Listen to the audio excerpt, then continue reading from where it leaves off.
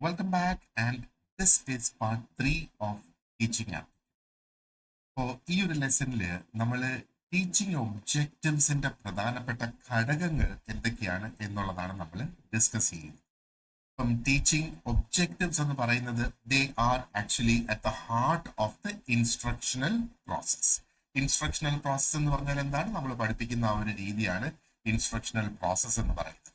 Okay, അപ്പോൾ ഇവിടെ priority is for what educators aim to achieve in their students' learning outcomes. അപ്പൊ ഈ teaching ഒബ്ജക്റ്റീവ്സിന്റെ പ്രധാന ഘടകം എന്ന് പറയുന്നത്, അതായത് എഡ്യൂക്കേറ്റേഴ്സ് എന്ന് പറയുമ്പോഴത്തേക്ക് ടീച്ചേഴ്സ് എന്താണോ സ്റ്റുഡൻസിന്റെ ആ ഒരു ലേണിംഗ് ഔട്ട്കം ആയിട്ട് അവര് എന്ത് അച്ചീവ് ചെയ്യാനാണോ സാധിക്കുന്നത് അല്ലെങ്കിൽ ശ്രമിക്കുന്നത്, അതിലാണ് ഫോക്കസ്. അപ്പൊ ഞാൻ പറഞ്ഞു വരുന്നത്, ഇവിടെ ഫോക്കസ് എന്ന് പറയുന്നത് is not only on the methods or the processes. അപ്പൊ നമുക്കറിയാം, നമ്മുടെ ആ ഒരു ഒബ്ജക്റ്റീവ്സ് നേടിയെടുക്കുന്നതിന് വേണ്ടിയിട്ട് നമുക്ക് ടീച്ചിങ് മെത്തേഡ്സ് ഉണ്ട്, അതിന്റെ പ്രോസസ്സസ് ഉണ്ട്. അതിനല്ല ഇവിടെ ഫോക്കസ് വരുന്നത്. അപ്പൊ ഇവിടെ ടീച്ചിങ് ഒബ്ജക്റ്റീവ്സിന്റെ പ്രധാന ഘടകങ്ങൾ എന്ന് പറഞ്ഞ് നമ്മൾ ഈ നോക്കുന്ന സംഗതികൾ എന്ന് പറഞ്ഞാല്, എഡ്യൂക്കേറ്റേഴ്സ് എന്ത് ഔട്ട്കം നേടിയെടുക്കാനായിട്ട് സാധിക്കുന്നോ അതിലാണ് ഫോക്കസ് എന്ന് പറയുന്നത്. അപ്പൊ നമ്മൾ നല്ല ക്ലിയർ ആയിട്ട് എഴുതി ഉണ്ടാക്കിയിട്ടുള്ള ആ ഒരു ടീച്ചിങ് ഒബ്ജക്റ്റീവ്സ് നമുക്ക് ഉണ്ടെങ്കിൽ ഒരു വളരെ ക്ലിയർ ആയിട്ടുള്ള ഒരു വിഷൻ അവിടെ ഉണ്ടാവുകയാണ്. അതായത് ആ ഒരു ഇൻസ്ട്രക്ഷണൽ അല്ലെങ്കിൽ പഠിപ്പിക്കുന്ന ആ ഒരു എഫേർട്സ് എന്താണ് അക്കംപ്ലിഷ് ചെയ്യാനായിട്ട് നോക്കുന്നത് എന്നുള്ളത്, അല്ലേ? അപ്പോൾ ടീച്ചേഴ്സിന് ആ ഒരു അപ്രോപ്രിയേറ്റ് ആയിട്ടുള്ള സ്ട്രാറ്റജീസ് അവിടെ ഡെവലപ്പ് ചെയ്യാനായിട്ട് സാധിക്കുന്നത്, കൃത്യമായിട്ടുള്ള മെറ്റീരിയൽസ് എന്താണ് എന്നുള്ളത് അവിടെ ചൂസ് ചെയ്യാനായിട്ട് സാധിക്കുന്നത്, ആൻഡ് എന്തൊക്കെ തരത്തിലുള്ള അസസ്മെന്റ് മെത്തേഡ്സ് അവിടെ ഉപയോഗിക്കണം ആ ഒരു സ്പെസിഫിക് ആയിട്ടുള്ള ലേണിംഗ് ഔട്ട്കമിന്റെ മൈൽ സ്റ്റോൺസ് അച്ചീവ് ചെയ്യുന്നതിന് വേണ്ടി. അപ്പം പ്രധാനമായിട്ട് നമ്മൾ നോക്കുവാണെന്നുണ്ടെങ്കിൽ 3 കീ ക്വാളിറ്റീസ് ഉണ്ട് ഈ ടീച്ചിങ് ഒബ്ജക്റ്റീവ്സിന്. ആ കീ ക്വാളിറ്റീസ്, ഒന്ന് സ്പെസിഫിസിറ്റി, മറ്റൊന്ന് ഔട്ട്കം ഫോക്കസ്ഡ് ആയിരിക്കണം, മൂന്നാമതൊന്ന് മെഷറബിലിറ്റി. അപ്പൊ നമുക്ക് സ്പെസിഫിസിറ്റി എന്ന് പറയുമ്പോഴത്തേക്ക് വളരെ വേഗമായിട്ടുള്ള ഒരു സംഗതി ആകാൻ പാടില്ല, കൃത്യതയുള്ളതായിരിക്കണം. ഔട്ട്കം ഫോക്കസ്ഡ് എന്ന് പറയുമ്പം, കാരണം നമ്മൾ എന്താണോ ആ ഒരു സ്റ്റുഡൻസിൽ നിന്ന് കിട്ടേണ്ടിയ ഡിസയേർഡ് സ്റ്റുഡന്റ് ലേണിംഗ് ഔട്ട്കം എന്താണ് എന്നുള്ളത്, അതുകൊണ്ടാണ് ഔട്ട്കം ഫോക്കസ്ഡ് ആയിരിക്കണം എന്ന് പറയുന്ന മറ്റൊരു ഘടകം. അതേപോലെ മെഷറബിലിറ്റി എന്ന് പറയുമ്പോഴത്തേക്ക് നമുക്ക് ആ ടീച്ചിങ്ങിൽ എന്തെങ്കിലും പോരായ്മയുണ്ടോ, കുട്ടികളുടെ പഠനത്തിൽ എന്തെങ്കിലും പോരായ്മയുണ്ടോ, അല്ലെങ്കിൽ എന്തുമാത്രം അത് എഫക്റ്റീവായി എന്നുള്ളത് മെഷർ ചെയ്യാനായിട്ട് നമുക്ക് സാധിക്കുക എന്നുള്ളതാണ് ഈ മെഷറബിലിറ്റി എന്ന് പറയുന്നത്. Okay, so let us see here. എന്താണ് സ്പെസിഫിസിറ്റി എന്ന് പറയുന്നത്? ഇവിടെ പറയുന്നത് objectives must be clearly defined and target particular knowledge area, skills or competencies. അപ്പൊ ഈ ഒബ്ജക്റ്റീവ്സ് എന്ന് പറയുന്നത്, ഒന്ന് അത് ക്ലിയർലി ഡിഫൈൻഡ് ആയിരിക്കണം. നമ്മൾ ടാർഗറ്റ് ചെയ്യുന്നത് സ്പെസിഫിക് നോളജ് ഏരിയാസ് ആയിരിക്കണം, അല്ലെങ്കിൽ സ്കിൽസ് ആയിരിക്കണം, അല്ലെങ്കിൽ കമ്പീറ്റൻസീസ് ആയിക്കോട്ടെ എന്നുള്ളതാണ്. മറ്റൊരു പോയിന്റ് ഇവിടെ പറയുന്നത്, a narrow scope allows teachers to provide targeted instruction.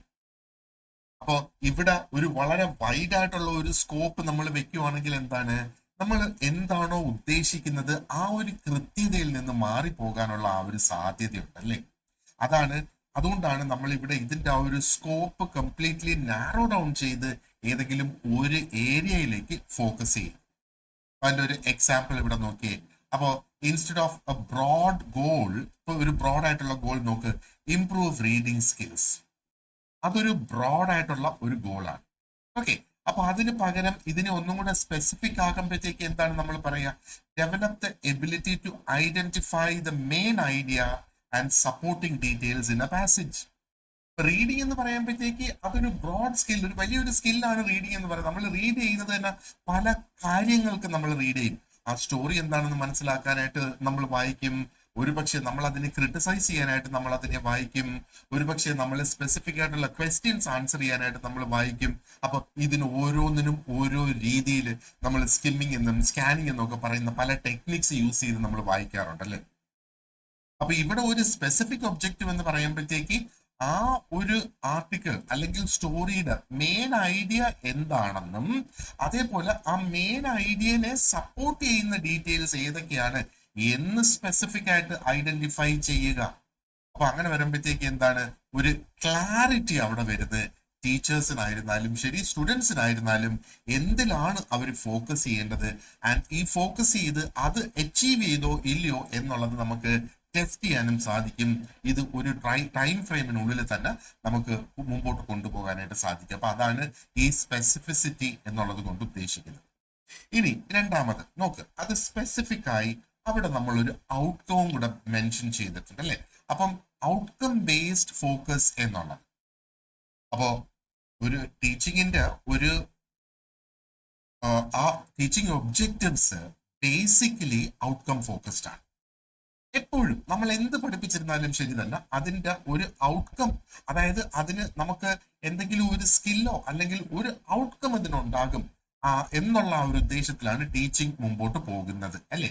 അതായത് നമുക്ക് നേരത്തെ കൂട്ടി ആന്റിസിപ്പേറ്റ് ചെയ്യാനായിട്ട് കഴിയും ഈ ഒരു ക്ലാസ് കഴിയുമ്പോൾ എന്താണ് അവിടെ നേടുന്നത്. ഇപ്പൊ പലപ്പോഴും നമ്മൾ നോട്ട്സിലൊക്കെ നോക്കുമ്പോഴത്തേക്ക് by the end of the lesson the student will be able to 1 2 3 4 അങ്ങനെ 3-4 കാര്യങ്ങൾ അവിടെ മെൻഷൻ ചെയ്തിട്ടുണ്ടാവും. ആ ഒരു ലെസൺ പഠിച്ച് പ്രാക്ടീസ് ചെയ്ത് കഴിയുമ്പോഴത്തേക്ക് എന്താണ് ആ ലെസൺ പഠിക്കുന്ന വ്യക്തിക്ക് നേടുക എന്നുള്ളത്. അതാണ് ആ ഒരു ഔട്ട്കം ബേസ്ഡ് എന്ന് പറയുന്നത്. അപ്പൊ ഇവിടെ നമ്മൾ പ്രത്യേകം ഒരു കാര്യം ശ്രദ്ധിക്കേണ്ടതെന്ന് പറഞ്ഞാല്, ആ ടീച്ചിങ്ങിൽ ഇൻവോൾവ് ആയിട്ടുള്ള സ്റ്റെപ്സ് അല്ല നമ്മൾ ഇവിടെ എടുക്കേണ്ടത്, ഔട്ട്കം ബേസ്ഡ് ആയിട്ടുള്ള ഒബ്ജക്റ്റീവ്സ് ആണ് നമ്മൾ ഡിഫൈൻ ചെയ്ത് കൊടുക്കേണ്ടത്. അപ്പൊ സ്റ്റുഡൻസിന് ഓൾറെഡി അറിയാം, അവർക്ക് മനസ്സിലാക്കാം എന്തൊക്കെ അവർ ഈ ഒരു ലെസൺ കംപ്ലീറ്റ് ചെയ്യുമ്പോഴത്തേക്ക് അവർക്ക് ചെയ്യാനായിട്ട് സാധിക്കും എന്നുള്ളത്. അപ്പൊ ഇവിടുത്തെ ഫോക്കസ് എന്ന് പറയുന്നത് ഇസ് ഓൺ റിസൾട്ട് അല്ലെ. അപ്പൊ ഈ റിസൾട്ടിൽ ഫോക്കസ് ചെയ്യുമ്പോഴത്തേക്ക് എന്താ പറയേണ്ടത്, നമ്മുടെ ആ ഒരു പ്രൈമറി എംഫസിസ്, അതായത് എംഫസിസ് എവിടത്തേക്കാണ്, സ്റ്റുഡന്റിന്റെ ആ ഒരു ലേണിങ്ങും ആ ഒരു ഔട്ട്കവും അത് അച്ചീവ് ചെയ്തിട്ടുണ്ടോ എന്ന് മനസ്സിലാക്കാനായിട്ട് സാധിക്കും. അതിന്റെ ഈ ഒരു എക്സാമ്പിൾ നോക്കിയേ, ഒരു മാത്സിന്റെ ക്ലാസ് ആണ് നമ്മൾ ഇവിടെ എടുക്കുക. അപ്പൊ ഒരു ഒബ്ജക്റ്റീവ് എന്ന് പറയുമ്പോഴത്തേക്ക് enable students to solve quadratic equations independently. അപ്പൊ ഇവിടെ എന്താ ചെയ്യുന്നത്, നമ്മൾ ഇവിടെ ഒരു ഫോക്കസ് കൊടുക്കുകയാണ് ഓൺ ദ ഔട്ട്കം. അപ്പൊ ഇവിടെ ഇൻസ്ട്രക്ഷണൽ പ്രോസസ്, അതായത് ഏത് രീതിയിൽ ആ ഒരു ലെസൺ മുമ്പോട്ട് കൊണ്ടുപോകും എന്നല്ല പറയുന്നത്, പക്ഷേ ഈ ഒരു ലെസൺ കംപ്ലീറ്റ് ആകുമ്പോഴത്തേക്ക് ഈ സ്റ്റുഡന്റിന് എന്ത് അച്ചീവ് ചെയ്യാനായിട്ട് സാധിക്കും, അല്ലെ എന്ത് ചെയ്യാനായിട്ട് സാധിക്കും എന്നുള്ളതിലേക്ക് നമ്മൾ ഫോക്കസ് കൊടുക്കണം. ഓക്കെ, അടുത്തത് മെഷറബിലിറ്റിയാണ്. അപ്പോ മെഷറബിലിറ്റി എന്ന് പറയുമ്പോഴത്തേക്ക് നമുക്ക് അസസ്മെന്റ് നടത്തണം, നമുക്ക് വേരിഫൈ ചെയ്യണം ഈ ഒരു ടീച്ചിങ് ശരിക്കും അതിന്റെ ആ ഒരു ഒബ്ജക്റ്റീവ്സിലേക്ക് എത്തിയോ എന്നുള്ളത്. അപ്പൊ മെഷറബിൾ ആയിട്ടുള്ള ഒബ്ജക്റ്റീവ്സ് ആയിരിക്കണം നമുക്ക് അവിടെ ഉണ്ടാകേണ്ടത്. അതായത് നമുക്ക് അളന്ന് തൂക്കാൻ സാധിക്കണം അത് അച്ചീവ് ചെയ്തിട്ടുണ്ടോ, അച്ചീവ് ചെയ്തിട്ടുണ്ടെങ്കിൽ ഏത് ലെവൽ വരെ അച്ചീവ് ചെയ്തിട്ടുണ്ട് എന്നുള്ളത്. അപ്പോ ഇവിടെ എന്താ പറയേണ്ടത്, ആ ഒരു സ്റ്റുഡന്റിന്റെ പ്രോഗ്രസ് നമുക്ക് ഇവാലുവേറ്റ് ചെയ്യാനായിട്ട് സാധിക്കും. അതേപോലെ ആ ഒരു ഇൻസ്ട്രക്ഷണൽ മെത്തേഡ്സിന്റെ എഫിഷ്യൻസി, അതിന്റെ എഫക്റ്റീവ്നെസ് നമുക്ക് മനസ്സിലാക്കാനായിട്ട് സാധിക്കും. അപ്പൊ എന്തെങ്കിലും ഒരു മാറ്റം ഇവിടെ വരുത്തണോ, ഇൻ ഫ്യൂച്ചർ ഇതിനകത്ത് നമുക്ക് എന്തെങ്കിലും ചേഞ്ച് വരുത്തണോ എന്നുള്ളതൊക്കെ നമുക്ക് മനസ്സിലാക്കാനായിട്ട് സാധിക്കും ആ ഒരു മെഷറബിലിറ്റി അവിടെ കൊണ്ടുവന്നിട്ടുണ്ടെങ്കിൽ. ഓക്കെ, അപ്പൊ എന്തൊക്കെയാണ് ഈ മെഷർ ചെയ്യാനായിട്ട് നമ്മൾ ഉപയോഗിക്കുന്ന മെത്തേഡ്സ് എന്നൊക്കെയുള്ളത് സെപ്പറേറ്റ് ആയിട്ട് വേറെ ലെസണിൽ നമ്മൾ കവർ ചെയ്യും. But this is very very important എന്നുള്ളത്. ഇതിന്റെ ഒരു എക്സാമ്പിൾ നോക്കി, ഇവിടെ നമ്മൾ ആ ഒരു മെഷറബിലിറ്റിയുടെ ഒബ്ജക്റ്റീവ് എഴുതുമ്പോഴത്തേക്ക് ഇൻക്രീസ് നോളജ് ഓഫ് ഹിസ്റ്ററി എന്നുള്ളത് പറഞ്ഞാൽ ആ ഒരു ഇൻക്രീസ്ഡ് നോളജിനെ നമ്മൾ എങ്ങനെയാണ് മെഷർ ചെയ്യുന്നത്. അപ്പൊ ഇവിടെ പറയുക, identify and describe 3 causes of French revolution. അപ്പോൾ ഓട്ടോമാറ്റിക്കലി ആ ഒരു ഇൻക്രീസ് ഇൻ ഹിസ്റ്ററി അവിടെ മെഷർ ചെയ്യുന്നു. അറ്റ് ദ സെയിം ടൈം എന്ത് സ്പെസിഫിക് ഏരിയ ആ ഒരു വ്യക്തി മനസ്സിലാക്കുമ്പോഴാണ് എന്താ പറയേണ്ടത്, ആ ഒരു കോൺസെപ്റ്റ് മനസ്സിലാക്കി എന്ന് മനസ്സിലാക്കാനായിട്ട് സാധിക്കുക. അപ്പം മെഷറബിലിറ്റി ഉണ്ടെങ്കിൽ വളരെ ക്ലിയർ ആയിട്ടുള്ള അസസ്മെന്റ് ക്രൈറ്റീരിയ നമുക്ക് കൊണ്ടുവരാനായിട്ട് സാധിക്കും എന്നുള്ളത്. ഇതൊക്കെ പ്ലാനിങ്ങിന്റെ ഭാഗമായിട്ട് നമ്മൾ ചെയ്യേണ്ട ഒരു സംഗതി തന്നെയാണ് അല്ലേ. അപ്പോ those are the key elements. Okay, ഇനി we will look at the domains of learning in teaching objectives. അപ്പൊ ടീച്ചിങ് ഒബ്ജക്റ്റീവ്സിലെ ലേണിംഗിന്റെ ഡൊമൈൻസ് ആണ് നമ്മൾ ഇവിടെ ഈ നോക്കുന്നത്. ടീച്ചിങ്ങിന്റെ ഒബ്ജക്റ്റീവ്സിനെ നമുക്ക് പല ഡൊമൈൻസ് ഓഫ് ലേണിംഗ് ആയിട്ട് നമുക്ക് അതിനെ ക്ലാസിഫൈ ചെയ്യാം. അപ്പൊ ഈ ഓരോ ഡൊമൈനിലും സ്പെസിഫിക് ആയിട്ടുള്ള ഇൻസ്ട്രക്ഷണൽ ഗോൾസ് ആണ് ഉള്ളത്. രണ്ട് പ്രധാനപ്പെട്ട ക്ലാസിഫിക്കേഷൻ നമ്മൾ നോക്കുകയാണെന്നുണ്ടെങ്കിൽ, രണ്ട് പ്രോമിനന്റ് ആയിട്ടുള്ള എഡ്യൂക്കേറ്റേഴ്സിൻ്റെത്, ഒന്ന് ബ്ലൂംസ് ടാക്സോണമി, ആദ്യം 1956 പബ്ലിഷ് ചെയ്തു, പിന്നെ അത് 2001 അത് റിവൈസ് ചെയ്യപ്പെട്ടു എന്നുള്ളതാണ്. ആൻഡർസൺ ആൻഡ് ക്രാത്ത്വോൾ ആണ് അത് റിവൈസ് ചെയ്തത്. ബ്ലൂം ആണ് ഒറിജിനലി 1956 അത് പബ്ലിഷ് ചെയ്തത്. Then we have Gagne's learning domains. Okay, അപ്പോൾ ഗാഗ്നയുടെ ലേണിംഗ് ഡൊമെയിൻസ് കൂടെ നമുക്ക് അടുത്തത് നോക്കാനായിട്ടുണ്ട്.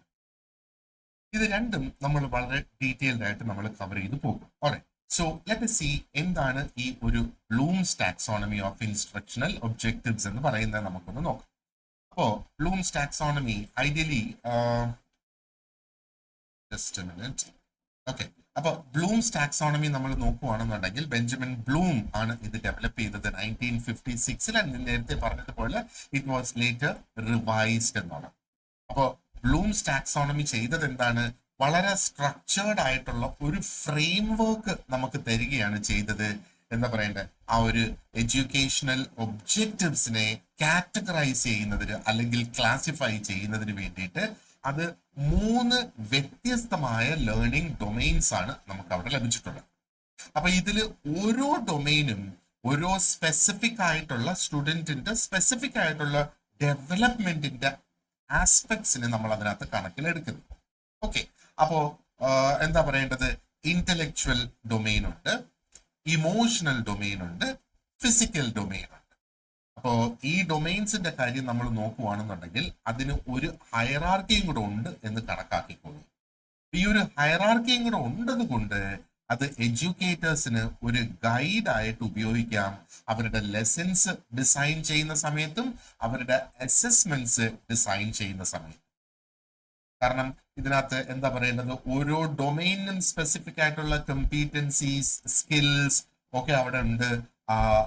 അത് നമുക്ക് മെഷർ ചെയ്യുന്നതിന് സാധിക്കും. അങ്ങനെ ഒരു overall well rounded learning experience അവിടെ ഡെവലപ്പ് ചെയ്ത് കൊണ്ടുവരാനായിട്ട് കഴിയും. സോ കോഗ്നിറ്റീവ് എന്ന് പറയുന്നത് is the intellectual domain. Okay, affective എന്ന് പറയുന്നതാണ് ആ ഒരു emotional and value based learning. And psychomotor ആണ് physical and motor skills development. ഇങ്ങനെ 3 ഡൊമെയിൻസ് ആയിട്ട് മാറി. The first one is cognitive, the second one is affective, and the third one is psychomotor. Let us look at each of these domains specifically. Cognitive domain എന്ന് പറയുമ്പോഴത്തേക്ക് ആ ഒരു intellectual development ആണ്. എന്താണ് ഇവിടെ നടക്കുന്നത്?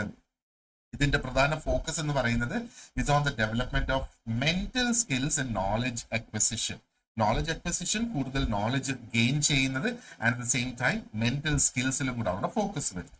ആൻഡ് ഈ ഒരു ഡൊമെയിന് സ്ട്രക്ചേർഡ് ആയിട്ടുള്ള ഒരു ഹയറാർക്കി ഉണ്ട് ഓഫ് 6 ലെവൽസ്. ഈ ഒരു ഡൊമെയിനിന് തന്നെ 6 ലെവൽസ് ഉണ്ട്. അപ്പൊ അതൊരു ബേസിക് റീകോൾ മുതൽ തുടങ്ങി ആ ഒരു കോംപ്ലെക്സ് ഇവാലുവേറ്റീവ് തിങ്കിങ്ങിലേക്ക് പോകത്തക്ക രീതിയിൽ അവിടെ വരുന്നുണ്ട് എന്നാണ് കോഗ്നിറ്റീവ് ഡൊമെയിൻ. അത് അപ്പൊ ഓരോ ലെവലും എന്താ പറയേണ്ടത്, റെപ്രസെന്റ് ചെയ്യുന്നത് ഒരു പ്രോഗ്രസീവ് ആയിട്ടുള്ള ഒരു way of thinking and way of understanding. അത് പ്രോഗ്രസീവ് ആയിരിക്കും, and at the same time അത് സൊഫിസ്റ്റിക്കേറ്റഡ് ആയിട്ടായിരിക്കും മുമ്പോട്ട് പോവുക. ഓക്കെ, അപ്പോ what are these different 6 levels എന്നുള്ളത്? Let me show you and ഒരു ഗ്രാഫിക്കൽ റെപ്രസെന്റേഷൻ ഞാൻ കാണിക്കാം എങ്ങനെയാണ്. സി, ഇത് ആണ് അദ്ദേഹം ആദ്യം പ്രൊപ്പോസ് ചെയ്യുന്നത്, ആൻഡ് പിന്നെ റിവൈസ് ചെയ്തതാണ് ഇത്. We will come to this revised part later. അതിപ്പോ അവിടെ നിൽക്കട്ടെ. Now we are concerned about this part. അപ്പോൾ ഇവിടെ you can see knowledge is right at the bottom, അതിനുശേഷം കോംപ്രിഹെൻഷൻ വരുന്നത്, അതിനുശേഷം ആപ്ലിക്കേഷൻ, അനാലിസിസ്, സിന്തസിസ്, ഇവാലുവേഷൻ. ആ ഒരു രീതിയിലാണ് എന്താ പറയേണ്ടത് ഈ ഒരു എന്താ പറയണ്ടേ കോഗ്നിറ്റീവ് ഡെവലപ്മെന്റിന്റെ ആ ഒരു 6 ലെവൽസ് മുമ്പോട്ട് പോകുന്നത്. അപ്പോൾ ഇവിടെ നോളജ് ലെവൽ എന്ന് പറയുമ്പോഴത്തേക്ക് എന്താണ് അതിൽ നമ്മൾ മനസ്സിലാക്കേണ്ടത്? This is the foundation level. അപ്പൊ ഫൗണ്ടേഷൻ ലെവൽ എന്ന് പറയുമ്പോഴത്തേക്ക് ഫാക്ച്വൽ ആയിട്ടുള്ള ഇൻഫർമേഷൻ അല്ലെങ്കിൽ സ്പെസിഫിക് ആയിട്ടുള്ള ഡേറ്റയുടെ റിക്കോൾ ഒക്കെ നടത്തുന്നത്. ഓക്കെ, കാണാതെ പഠിച്ചിട്ട് ഒരു പക്ഷെ ഓർക്കുന്നതെന്ന് വേണമെങ്കിൽ നമുക്ക് പറയാം. നമ്മൾ ഡേറ്റുകൾ ഓർക്കുന്നത്, ഈ ഹിസ്റ്റോറിക്കൽ ഇവന്റ്സ് ഓർക്കുന്നത്, അതൊക്കെയാണ് ആ ഒരു ഏറ്റവും ബേസിക് ലെവലിൽ എന്നുള്ളത്. ഇപ്പൊ ചെറിയ ക്ലാസ്സിലെ കുട്ടികളെ നമ്മൾ ഒരു ആപ്പിൾ കാണിക്കുന്നു അല്ലെ, ആപ്പിൾ കാണിച്ചിട്ട് എന്താണ് നമ്മൾ ആ കുട്ടികളെ പഠിപ്പിക്കുന്നത്? ഒരു പക്ഷേ LKG UKG ഫസ്റ്റ് സ്റ്റാൻഡേർഡിലെ കുട്ടികൾ ആപ്പിളിന്റെ ഷേപ്പ്, അതിന്റെ കളർ, അതിന്റെ സൈസ്, ഇങ്ങനെയുള്ള കാര്യങ്ങളൊക്കെ ആദ്യം പഠിപ്പിക്കും. So that's the knowledge about the apple. Okay, അതാണ് ആ ഒരു knowledge level. And then you come to the comprehension level. അടുത്ത ആ ഒരു ലെവൽ ഹയറാർക്കിയാണ്. ഈ ഒരു ലെവലില് students understand the meaning of the information they have learn. അപ്പോ എന്താ പറയേണ്ടത്? ഒരു പാസേജ് വായിക്കാനായിട്ട് പഠിച്ച് ആ പാസേജ് ഒന്ന് സമ്മറൈസ് ചെയ്ത് അവരുടെ സ്വന്തം വാക്കിൽ അവർക്ക് പറയാനായിട്ട് സാധിക്കുന്നതാണ് ഈ ഒരു കോംപ്രിഹെൻഷൻ ലെവൽ എന്ന് പറയുന്നത്. ഓക്കെ, അപ്പോ ഈ ആപ്പിളിന്റെ കാര്യം നമ്മളിവിടെ കൊണ്ടുവരുവാണെന്നുണ്ടെങ്കിലോ അതിന്റെ ടേസ്റ്റ് എന്താണെന്ന് മനസ്സിലാക്കുന്നു, അത് ഫ്രൂട്ട് ആയിട്ട് കഴിക്കാമെന്നും ജ്യൂസ് ആയിട്ട് കുടിക്കാമെന്നും ഒക്കെ ഉള്ളത് മനസ്സിലാക്കുന്നു. And then you come to the application level. അടുത്ത ഒരു പ്രോഗ്രസീവ് ലെവലാണ്. ഈ ഒരു ആപ്ലിക്കേഷൻ ലെവലില് students are able to acquire knowledge. ഒരു എന്താ പറയേണ്ടത്, ഒരു പുതിയ പ്രാക്ടിക്കൽ സിറ്റുവേഷൻസിലേക്ക് അവർക്ക് കൊണ്ടുവരാനായിട്ട് സാധിക്കും. അതായത് ആ ആദ്യത്തെ 2 ലെവൽസിലും എടുത്തിട്ടുള്ള അല്ലെങ്കിൽ നേടിയിട്ടുള്ള ആ ഒരു ഇൻഫർമേഷൻ അവർക്കത് അപ്ലൈ ചെയ്ത് ലൈഫിൽ യൂസ് ചെയ്യാനായിട്ട് കഴിയും. For example, mathematical formulas apply ചെയ്ത് ആ ഒരു റിയൽ വേൾഡ് പ്രോബ്ലംസ് സോൾവ് ചെയ്യുന്ന ഒരു ലെവലാണ് ആപ്ലിക്കേഷൻ ലെവൽ എന്ന് പറയാം. And then we move on to the analysis level. അപ്പം അനാലിസിസ് ലെവൽ എന്ന് പറയുമ്പോഴത്തേക്ക് എന്താണ്? ഇറ്റ് ഇൻവോൾവ്സ് അനാലിസിസ് അല്ലെങ്കിൽ ബ്രേക്ക് ഡൗൺ ഓഫ് കോംപ്ലക്സ് ആയിട്ടുള്ള ഇൻഫർമേഷനെ ബ്രേക്ക് ഡൗൺ ചെയ്യുന്ന ഇൻ ടു സ്മോളർ കമ്പോണൻസ്, അതിനെ കുറച്ചും കൂടെ ഒരു ബെറ്റർ ആയിട്ട് മനസ്സിലാക്കുന്നതിന് വേണ്ടിയിട്ട്. ഓക്കെ, ഫോർ എക്സാമ്പിൾ ഒരു നോവൽ അല്ലെങ്കിൽ ഒരു സ്റ്റോറി എടുത്തിട്ട് അതിന്റെ ആ ഒരു പ്ലോട്ടിന്റെ സ്ട്രക്ചർ അനലൈസ് ചെയ്യുന്ന എന്തിനു വേണ്ടിയിട്ടാ? അതിലെ ഡിഫറെന്റ് തീംസും മോട്ടീഫും ഒക്കെ ഐഡന്റിഫൈ ചെയ്യുന്നതിന് വേണ്ടിയിട്ട്. And then comes the synthesis. ഈ സിന്തസിസ് എന്ന് പറയുന്നത് ആണ് ക്രിയേഷൻ അല്ലെങ്കിൽ പുതിയതുണ്ടാക്കുന്നത്. അപ്പൊ ഈ ഒരു സ്റ്റേജില് സ്റ്റുഡൻസ് കമ്പൈൻ അവർക്ക് നേരത്തെ കിട്ടിയിട്ടുള്ള ഒരുപാടധികം എലിമെന്റ്സ് എടുത്ത് കമ്പൈൻ ചെയ്ത് ഒരു ഒരു ഒരു ഒരു ഒരു പുതിയ എന്തെങ്കിലും ഒന്ന് അവിടെ ക്രിയേറ്റ് ചെയ്യുന്നത്. അപ്പൊ ഇത് ഒറിജിനാലിറ്റി ഉള്ളതായിരിക്കും, ക്രിയേറ്റിവിറ്റി അപ്ലൈ ചെയ്ത്. ഒറിജിനാലിറ്റി എന്ന് പറയുമ്പോൾ ആ കുട്ടികൾ തന്നെ ഉണ്ടാക്കിയെടുക്കുന്ന, അല്ലെങ്കിൽ നമ്മളിപ്പോ ഇവിടെ കുട്ടികൾ എന്ന് പറയുന്ന ആ ഒരു വ്യക്തി ഈ പഠിച്ചു വന്ന ആ ഒരു ലെവലില്. അപ്പോ ഇവിടെ ഇപ്പൊ നമ്മൾ ആപ്പിളിന്റെ കാര്യം പറയാനാണെന്നുണ്ടെങ്കിൽ ആപ്പിൾ ഉപയോഗിച്ച് ജാം ഉണ്ടാക്കാനും ജ്യൂസ് ഉണ്ടാക്കാനും അതെങ്ങനെ പുതിയ രീതിയിൽ ചെയ്തെടുക്കാം എന്നൊക്കെയുള്ള ഒരു കാര്യത്തിലേക്ക് എത്തുന്നതാണ് ഈ ഒരു സിന്തസിസ് എന്ന് പറയുന്നത്. ആൻഡ് ഇതിനകത്ത് ഏറ്റവും ഹയസ്റ്റ് ലെവലാണ് ഇവാലുവേഷൻ എന്ന് പറയുന്നത്. അപ്പൊ കൊഗ്നിറ്റീവ് ഡൊമൈനിന്റെ ഏറ്റവും ഹയസ്റ്റ് ലെവലാണ് ഇവാലുവേഷൻ. ഇവാലുവേഷന്റെ ആ ഒരു ലെവല് നമ്മൾ എത്തുമ്പോഴത്തേക്ക് ഇൻഫോംഡ് ആയിട്ടുള്ള ജഡ്ജ്മെന്റ്സിലേക്ക് എത്തിച്ചേരാനായിട്ട് സാധിക്കും. Specifically about the quality of ideas, the solutions, എന്ത് മെത്തേഡ്സ് യൂസ് ചെയ്ത് നമുക്ക് കാര്യങ്ങൾ സോൾവ് ചെയ്യാം. അപ്പൊ ഇവിടെ ആ ഒരു ക്രിട്ടിക്കൽ അസസ്മെന്റ് എന്ന് വേണമെങ്കിൽ നമുക്ക് പറയാം. ഡിഫറെന്റ് ആയിട്ടുള്ള എന്താ പറയേണ്ടത്, ഒരു പക്ഷേ ഒരു സയന്റിഫിക് തിയറി എടുത്ത് അതിനെ ഒന്ന് ക്രിട്ടിസൈസ് ചെയ്യുന്നു, അല്ലെങ്കിൽ അതിന്റെ എഫിഷ്യൻസി മെഷർ ചെയ്യുന്നു എന്നൊക്കെയുള്ള ആ ഒരു രീതിയിലേക്ക് നമുക്ക് വേണമെങ്കിൽ നോക്കാം. So this is the cognitive domain. ഇപ്പൊ ഇതിനകത്ത് ഏറ്റവും ഇമ്പോർട്ടന്റ് ആയിട്ടുള്ള ഡൊമൈൻ ഈ ഒരു കോഗ്നിറ്റീവ് ഡൊമൈൻ തന്നെയാണ്. ഓക്കെ, അത് ഒന്ന് മനസ്സിൽ വെക്കുക. Now that we have understood the 1956 version, ഇനി എന്താണ് 2001 അതിനകത്ത് വരുത്തിയ ഡിഫറൻസസ് എന്ന് പറയുന്നത്? ഇപ്പൊ 2001 ഈ ചേഞ്ചസ് വരുത്തിയത് ബ്ലൂമിന്റെ തന്നെ ഫോമർ സ്റ്റുഡൻസ് ആയിട്ടുള്ള ലോറിസ് W. ആൻഡേഴ്സണും ഡേവിഡ് R. ക്രാത്ത്വോളും ആണ് അത് ചെയ്തത്. അപ്പൊ ഈ ഡീറ്റെയിൽസ് നിങ്ങളുടെ നോട്ട്സിലുണ്ട്. ഇത് വായിച്ച് ഈ നെയിംസ് ഒക്കെ ഓർത്ത് വെച്ചുകൊള്ളുക. അപ്പം അവര് ആ ചേഞ്ച് പ്രധാനമായിട്ട് വരുത്തി എന്ന് പറയുന്നത് is to reflect the modern educational needs. അപ്പം മാറി വന്ന ആ ഒരു എഡ്യൂക്കേഷണൽ നീഡ്സ് ആൻഡ് നമ്മുടെ നിലവിലുള്ള വാട്ട് ഇസ് ദ കോണ്ടംപററി, ഈ കാലത്തുള്ള നമ്മുടെ ആ ഒരു അണ്ടർസ്റ്റാൻഡിങ് എന്താണ് അതുമായിട്ട് ഈക്വൽ ആക്കുക. അതിന് വേണ്ടിയിട്ടാണ് ആ ഒരു ചേഞ്ചസ് അവിടെ അവർ വരുത്തിയത്. അപ്പം പ്രധാനമായിട്ട് നോക്കുവാണെന്നുണ്ടെങ്കിൽ അവര് സ്ട്രക്ചറിൽ ഒരു ചേഞ്ച് വരുത്തി. അത് നമുക്ക് ഇവിടെ കാണാം, ആ ഒരു സ്ട്രക്ചറൽ ചേഞ്ച് വന്നേക്കുന്നത്. And at the same time അവര് അതിന്റെ നോമൻക്ലേച്ചർ അല്ലെങ്കിൽ അതിന്റെ നെയിമിലും ഒരു വ്യത്യാസം അവർ വരുത്തി എന്നുള്ളതാണ്. അപ്പോൾ പ്രധാന ഡിഫറൻസ് നമ്മൾ നോക്കുവാണെന്നുണ്ടെങ്കിൽ, ഒന്ന് ടെർമിനോളജിയുടെ കാര്യത്തിൽ നമ്മൾ നോക്കുവാണെങ്കിൽ, അല്ലെങ്കിൽ നെയിംസിന്റെ കാര്യത്തിൽ നമ്മൾ നോക്കുവാണെങ്കിൽ, ഈ ഒറിജിനൽ ടാക്സോണമിയിൽ, അത് 1956 വേർഷനിൽ മൊത്തം നൗൺ ബേസ്ഡ് ആയിട്ടുള്ള കാറ്റഗറീസ് ആണ്. നോളജ്, കോംപ്രിഹെൻഷൻ, ആപ്ലിക്കേഷൻ എന്നൊക്കെ പറയുന്നതെല്ലാം നൗൺ ഫോംസ് ആണ്. ഓക്കെ, ആൻഡ് ആ ഒരു റിവൈസ് ചെയ്ത് വന്നപ്പോഴത്തേക്ക് അത് എല്ലാം വേർബ്സ് ആക്കി മാറ്റി. റിമെമ്പർ, ഓർക്കുക, അണ്ടർസ്റ്റാൻഡ്, മനസ്സിലാക്കുക, അപ്ലൈ, അത് ഉപയോഗിക്കുക, അങ്ങനെ ആ ഒരു വേർബ് ഫോമിലേക്ക് മാറി. കാരണം എന്താണ്, അവിടെ ആ ഒരു കോഗ്നിറ്റീവ് പ്രോസസ്സസിൽ അതിന്റെ ഒരു ഒരു ഒരു ഒരു എംഫസിസ് അല്ലെങ്കിൽ ഒരു പ്രാധാന്യം കാണിക്കുന്നതിന് വേണ്ടി ആ ഒരു ചേഞ്ച് വന്നു.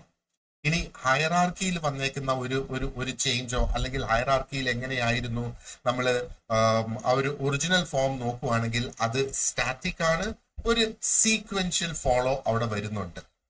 എന്നാ നമ്മൾ ആ ഒരു പുതിയ വേർഷൻ 2001 വേർഷൻ നോക്കുവാണെന്നുണ്ടെങ്കിൽ കുറെ കൂടെ ഒന്ന് ഫ്ലെക്സിബിൾ ആയി, കുറെ കൂടെ ഒരു ഇന്ററാക്ഷൻ വന്നു ബിറ്റ്വീൻ ദ ലെവൽസ് എന്നുള്ളത്. അപ്പൊ ഈ റിവൈസ്ഡ് ആയിട്ടുള്ളതിന്റെ 6 ലെവൽസ് നമുക്കൊന്ന് ഡിസ്കസ് ചെയ്യാം.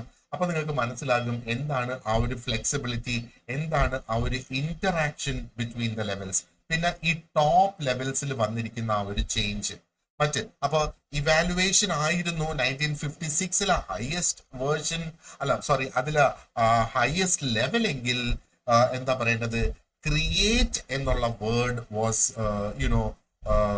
ഇറ്റ് റീപ്ലേസ്ഡ് എന്നുള്ളതാ. ക്രിയേറ്റ് എന്നുള്ള വേർഡ് ഉപയോഗിച്ചു ഇവാലുവേറ്റിന് പകരം ആസ് ദ ഹയസ്റ്റ് ലെവൽ. അപ്പൊ കുറെ കൂടെ ഒന്ന് അണ്ടർസ്റ്റാൻഡ് ചെയ്യാൻ കഴിയുന്നു, കുറെ കൂടെ നമുക്കത് മനസ്സിലാക്കാനും കുറെ കൂടെ എന്താ പറയേണ്ടത്, ഇന്നത്തെ ആ ഒരു ഒരു ഒരു ഒരു രീതിക്ക് അത് മാച്ച് ചെയ്യത്തക്ക രീതിയിൽ വന്നു എന്നാണ്. ഓക്കെ, അപ്പോ ഈ ഒറിജിനൽ വേർഷനിൽ നമ്മൾ നോക്കുവാണെന്നുണ്ടെങ്കിൽ അതിന്റെ ഫോക്കസ് കംപ്ലീറ്റ് വാസ്, അല്ലെങ്കിൽ ആ ഒരു കോഗ്നിറ്റീവ് പ്രോസസ്സിന്റെ ഫോക്കസ് നമ്മൾ നോക്കുവാണെന്നുണ്ടെങ്കിൽ അവിടെ ഒരു റോട്ട് ലേണിംഗ്, അതായത് മെമ്മറൈസേഷൻ, അതേപോലെ റീകോൾ, അങ്ങനെയൊക്കെയുള്ള കാര്യങ്ങളിൽ അവിടെ ഫോക്കസ് വന്നു. എന്നാൽ ആ ഒരു പുതിയ വേർഷനിൽ ആക്റ്റീവ് ആയിട്ടുള്ള ലേണിങ്ങിനാണ് അവിടെ ഫോക്കസ് വന്നത്. Active learning, creativity, critical thinking, അത് കംപ്ലീറ്റ് ആയിട്ട് വന്നു. ഇനി ഇതിന്റെ ഒരു ആപ്ലിക്കബിലിറ്റി നമ്മൾ നോക്കുവാണെന്നുണ്ടെങ്കിൽ 1956 വേർഷൻ അത് പ്രൈമറിലി ടീച്ചർ സെന്റേർഡ് ആയിരുന്നു. കാരണം ആ ഒരു സമയത്ത് എഡ്യൂക്കേഷന്റെ കോൺസെപ്റ്റ് തന്നെ ടീച്ചർ സെന്റേർഡ് ആയിട്ടുള്ളതായിരുന്നു education, and teacher was at the centre of the teaching learning process. എന്നാ പിന്നീട് മാറി അത് കുറെ കൂടെ ഒരു ലേണർ സെന്റേർഡ് ആയി മാറി എന്നുള്ളതാണ് ആ ഒരു 2001 വന്നപ്പോഴത്തേക്ക്. കാരണം ഈ ആക്ടിവിറ്റീസ് എല്ലാം ലേണേഴ്സ് ചെയ്യുന്ന ആക്ടിവിറ്റീസ് ആണ്. എന്നാൽ 1956 വേർഷൻ നമ്മൾ നോക്കുവാണെന്നുണ്ടെങ്കിൽ ടീച്ചേഴ്സ് ചെയ്യിപ്പിക്കുന്ന ഒരു ആക്ടിവിറ്റി എന്നുള്ള ഒരു നിലയിൽ നമുക്കതിനെ വേണമെങ്കിൽ ഇന്റർപ്രറ്റ് ചെയ്യാം. അപ്പൊ വാട്ട് ആർ ദ ചേഞ്ചസ്, അല്ലെങ്കിൽ ഈ 2001 വന്ന ആ ഒരു ചേഞ്ചസിനെ എങ്ങനെയാണ് നമ്മൾ ശരിക്കും അതിനെ മനസ്സിലാക്കേണ്ടത് എന്നുള്ളത് നമുക്കൊന്ന് നോക്കാം. അപ്പം ആദ്യം നമുക്കിവിടെ കാണാം റിമെമ്പർ, അല്ലെങ്കിൽ റിമെമ്പറിങ് ആണ് അതിന്റെ ആ ഒരു ബേസിക് ലെവൽ. സോ റിമെമ്പർ തന്നെയാണ് എന്താ ആ ഒരു ലോവസ്റ്റ് ലെവൽ ഓഫ് കോഗ്നിഷൻ എന്നുള്ളത് കൊണ്ട് ഉദ്ദേശിക്കുന്നത്. അപ്പൊ ഇവിടെ കുട്ടികൾ റിക്കോൾ, അല്ലെങ്കിൽ സ്റ്റുഡൻസ് റിക്കോൾ ചെയ്യണം, റെക്കഗ്നൈസ് ചെയ്യണം, and should be able to retrieve the information from memory. പക്ഷേ അത് മനസ്സിലാക്കണമെന്ന് നിർബന്ധമില്ല. അത് മനസ്സിലാക്കാതെ അത് ഓർക്കുക എന്നുള്ളത്. ഇതിന്റെ എക്സാമ്പിൾസ് നോക്കുവാണെന്നുണ്ടെങ്കിൽ ഒരു പോയട്രി ഓർത്ത് വെക്കുന്നത്, നമ്മുടെ ഇന്ത്യയിലുള്ള എല്ലാ സ്റ്റേറ്റ്സിന്റെയും പേരുകൾ ഒന്ന് റിക്കോൾ ചെയ്തെടുക്കുന്നത്, ഒരു മാത്തമാറ്റിക്കൽ ഫോർമുല നമുക്ക് ഓർത്തെടുത്ത് പറയാനായിട്ട് കഴിയുന്നത്. ഓക്കെ, അപ്പോ ഇതാണ്. അപ്പൊ ഇവിടുത്തെ ആ ഒരു ഡിഫറൻസ് മനസ്സിലാക്കിക്കോളൂ. അതായത് recall information without necessarily understanding what it is. രണ്ടാമത്തത് അണ്ടർസ്റ്റാൻഡ് എന്നുള്ളതാണ് അതിന്റെ ഹയർ ലെവൽ എന്ന് പറയുന്നത്. അപ്പൊ ഈ ഒരു ലെവലില് they go beyond recall. Students will start interpreting. സ്റ്റുഡൻസിന് ഇൻഫർമേഷൻ ക്ലാസിഫൈ ചെയ്യാനായിട്ട് സാധിക്കും, സമ്മറൈസ് ചെയ്യാനായിട്ട് സാധിക്കും, കമ്പയർ ചെയ്യാനായിട്ട് സാധിക്കും. അപ്പോൾ ഇവിടെ അർത്ഥം കണ്ടെത്താനായിട്ട് ശ്രമിക്കുന്ന ആ ഒരു ലെവലിലേക്ക് മാറുന്ന അതാണ് അണ്ടർസ്റ്റാൻഡിങ് ലെവൽ എന്ന് പറയുന്നത്. എന്റെ എക്സാമ്പിൾസ് നോക്കുവാണെന്നുണ്ടെങ്കിൽ ആ ഒരു ആനിമൽ കിങ്ഡത്തെ ഓർഗനൈസ് ചെയ്യുന്ന അതിന്റെ ക്ലാസിഫിക്കേഷൻ അനുസരിച്ച്, അതേപോലെ കുറച്ചും കൂടെ സിമ്പിൾ ആയിട്ട് ഒരു സ്ക്വയറും ഒരു റെക്റ്റാങ്കിളും തമ്മിലുള്ള ഡിഫറൻസ് എന്താണെന്ന് സ്റ്റുഡൻസിന് പറയാനായിട്ട് കഴിയുന്നു. ഇനി ഒരു ചാപ്റ്റർ സമറൈസ് ചെയ്ത് അവരുടെ സ്വന്തം വാക്കില് അവർക്ക് പറയാനായിട്ട് സാധിക്കുന്നു. ഇനി അടുത്ത ലെവലാണ് അപ്ലൈ എന്ന് പറയുന്നത്. സോ അപ്ലൈങ് എന്ന് പറയുമ്പോഴത്തേക്ക് ഈ ഒരു ലെവലില് students are required to use learned concepts in new situations. പുതിയ സിറ്റുവേഷൻസിൽ അവർ ഓൾറെഡി പഠിച്ച കോൺസെപ്റ്റ്സ് അപ്ലൈ ചെയ്യുക. അതെങ്ങനെയാണ് നമുക്ക് മനസ്സിലാക്കുന്നത്? They are applying it. അവർ പ്രോബ്ലംസ് സോൾവ് ചെയ്യുന്നു, അല്ലെങ്കിൽ നോളജ് ഡെമോൺസ്ട്രേറ്റ് ചെയ്യുന്നു. And how is it done? അവരുടെ ആക്ഷൻസിലൂടെ അത് ചെയ്യും. നേരത്തെ പറഞ്ഞതുപോലെ ഒരു മാത്തമാറ്റിക്കൽ ഫോർമുല ഉപയോഗിച്ച് ഒരു പുതിയ പ്രോബ്ലം സോൾവ് ചെയ്യുന്നു. ഇനി അതും അല്ലെങ്കിൽ ന്യൂട്ടന്റെ ലോസ് എടുത്ത് എന്താ പറയേണ്ടത്, അപ്ലൈ ചെയ്യുന്ന ആ ഒരു കാറിന്റെ മോഷൻ എങ്ങനെയെന്നുള്ളത് എക്സ്പ്ലെയിൻ ചെയ്യുന്നത് വേണ്ടിയിട്ട്, അല്ലെങ്കിൽ തിയറിറ്റിക്കൽ പ്രിൻസിപ്പിൾസ് അതേപോലെ ഫോളോ ചെയ്തിട്ട് ഒരു സയൻസ് എക്സ്പെരിമെന്റ് കണ്ടക്ട് ചെയ്യുന്ന, അതൊക്കെ ഇതിന്റെ എന്താ പറയേണ്ട ഔട്ട്കം ആയിട്ട് നമുക്ക് കാണാം. അടുത്ത ലെവൽ എന്ന് പറയുന്നത് അനാലിസിസ്. ഇഫ് യു സീ, ഇവിടെയും അനാലിസിസ് ആണ്, ഇവിടെയും അനാലിസിസിൽ തന്നെയാണ് നിൽക്കുന്നത്. അപ്പൊ ഈ ഒരു concept is exactly the same as 1956. കാരണം ഇവിടെ break down of complex concepts അതാണ് ഇവിടെ ഈ നടത്തുന്നത്. അപ്പൊ ആ ഒരു കോംപ്ലക്സ് ആയിട്ടുള്ള ഒരു കോൺസെപ്റ്റിനെ എടുത്ത് അതിന്റെ ഇൻഡിവിജ്വൽ പാർട്സ് ആയിട്ട് അതിനെ ബ്രേക്ക് ഡൗൺ ചെയ്ത് ഈ പാർട്സ് തങ്ങളിലുള്ള റിലേഷൻഷിപ്പ് മനസ്സിലാക്കുന്ന, ആൻഡ് അതേപോലെ എന്താ പറയേണ്ടത്, അതിനെ ഓർഗനൈസ് ചെയ്ത്, അല്ലെങ്കിൽ what is the pattern of organisation എന്നുള്ളത് മനസ്സിലാക്കുന്നു. ഫോർ എക്സാമ്പിൾ, ഈ ഒരു ലെവൽ ആകുമ്പോഴത്തേക്ക് students should be able to explain എന്തുകൊണ്ട് ഡോൾഫിൻസ് മാമൽസിന്റെ ക്ലാസിഫിക്കേഷനിൽ വരുന്നത് in spite of them living under the water. മറ്റൊരു സിറ്റുവേഷൻ നോക്കുവാണെന്നുണ്ടെങ്കിൽ being able to identify the possible reasons why your car is not functioning properly. നമ്മുടെ car കേടായി, അപ്പൊ എന്തുകൊണ്ട് അല്ലെങ്കിൽ എന്തായിരിക്കും അതിന്റെ കാരണം എന്നുള്ളത് പറയാനായിട്ട് സാധിക്കുന്നു. ഇനി അടുത്ത ലെവൽ എന്ന് പറയുന്നത് ഇസ് ഇവാലുവേറ്റ്. പക്ഷേ ഇവിടെ സിന്തസിസ് കഴിഞ്ഞിട്ടാണ് ഇവാലുവേഷൻ, ഇവിടെ അതിനെ ഒന്ന് മാറ്റിയെടുത്തിട്ടുണ്ട്, ഇവാലുവേറ്റ്. അപ്പൊ ഇവാലുവേറ്റ് എന്ന് പറയുമ്പോഴത്തേക്ക് it involves making judgements and assessments. അപ്പോ നമ്മളിപ്പോ ഒരു എക്സ്പെരിമെന്റ് നടത്തി, ആ ഒരു എക്സ്പെരിമെന്റിൽ വി ഹാവ് ദി എവിഡൻസ്, അല്ലെ, നമുക്ക് അതിൻ്റെ ഉള്ള പ്രൂഫ് നമുക്ക് ലഭിക്കുന്നു. ഈ പ്രൂഫ് അനുസരിച്ച് അതിന്റെ ഇൻഫറൻസസിൽ എത്തുക, ജഡ്ജ്മെന്റ്സിൽ എത്തുക, അസസ്മെന്റ്സിൽ എത്തുക, ഒരു എസ്റ്റാബ്ലിഷ് ചെയ്തിട്ടുള്ള ഒരു ക്രൈറ്റീരിയ അനുസരിച്ച് കാര്യങ്ങൾ മുമ്പോട്ട് കൊണ്ടുപോവുക, അങ്ങനെയൊക്കെയുള്ളത്. അപ്പൊ ഇവിടുത്തെ എക്സാമ്പിൾസ് നമ്മൾ നോക്കുവാണെന്നുണ്ടെങ്കിൽ നമുക്ക് വേണമെങ്കിൽ പറയാം ഒരു എത്തിക്കൽ ഡെലിമ. നമുക്കറിയാം വാട്ട് ആർ എത്തിക്കൽ ഡെലിമാസ് എന്നുള്ളത്. ആ ഒരു എത്തിക്കൽ ഡെലിമ നമ്മുടെ മുന്നിൽ നിൽക്കുന്ന ആ ഒരു സമയത്ത് we are trying to figure out what would be the best decision regarding it. അതേപോലെ എന്താ പറയേണ്ടത്, evaluating the effectiveness of a law, probably in physics or in economics. ഒരു നോവൽ ക്രിട്ടിസൈസ് ചെയ്യുന്ന അതിന്റെ ലിറ്റററി തീംസിന്റെ ഒക്കെ ബേസിസിൽ. ഓക്കെ, അപ്പോ അതാണ് ആ ഒരു ഇവാലുവേറ്റ് എന്ന് പറയുന്നത്. And next comes create. കുറച്ചും കൂടെ ലോജിക്കലായിട്ട് നോക്കിയാൽ ഇവാലുവേറ്റ് കഴിഞ്ഞ് ക്രിയേറ്റ് വരുന്നത് തന്നെയാണ് നല്ലതെന്ന് വേണമെങ്കിൽ നമുക്ക് പറയാം. So this is the highest level of cognition according to the 2001 version. അപ്പൊ ഇവിടെ learners are required to design, to construct, to develop. അപ്പൊ ഇവിടെ ഡിസൈൻ ചെയ്യുക അല്ലെങ്കിൽ എന്തെങ്കിലും പുതിയത് ഡെവലപ്പ് ചെയ്യുക എന്നുള്ളതാണ് ശരിക്കും ഇവിടെ ഉദ്ദേശിക്കുന്നത്. അപ്പൊ അതിന് നമ്മൾ നോട്ട്സിൽ നോക്കിക്കഴിഞ്ഞാൽ you will see something original by synthesising different elements. അപ്പൊ സംതിങ് ഒറിജിനൽ എന്ന് പറയുമ്പം അത് ആദ്യമായിട്ട് അവർ കണ്ടെത്തുന്നു എന്നുള്ളത്.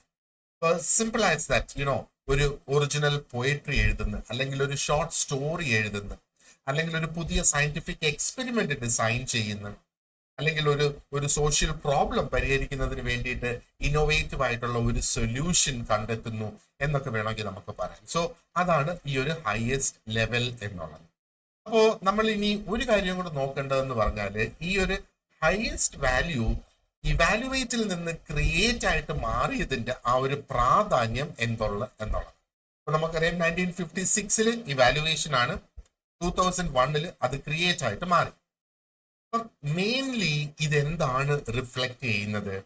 ഈ ഒരു ചേഞ്ച് റിഫ്ലക്ട് ചെയ്യുന്നത് നമ്മുടെ എഡ്യൂക്കേഷണൽ പ്രയോറിറ്റീസിൽ തന്നെ വന്നിരിക്കുന്ന ഒരു പ്രധാനപ്പെട്ട ഒരു ചേഞ്ച് ആണ് എന്ന് വേണമെങ്കിൽ നമുക്ക് പറയാം.